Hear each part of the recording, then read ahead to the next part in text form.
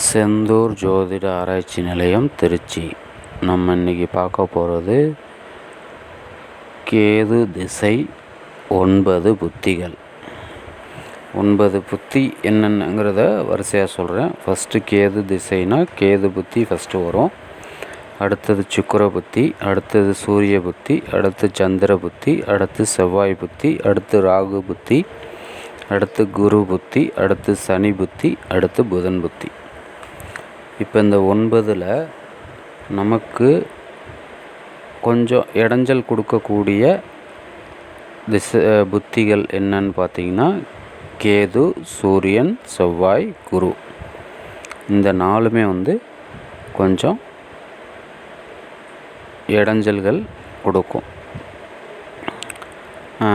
சுக்கிரன், சந்திரன், ராகு, சனி, புதன் இந்த 5மே நமக்கு நன்மைகளை செய்யும்.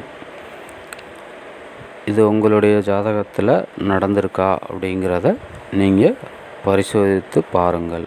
இந்த யாருக்கு இது ஃபஸ்ட்டு வரும் அப்படின்னா கேது அப்படிங்கிறது அஸ்வினி, மகம், மூலம் இந்த நட்சத்திரத்தில் பிறந்தவங்களுக்கு இந்த புத்திகள்லாம் வரிசையாக வரும்.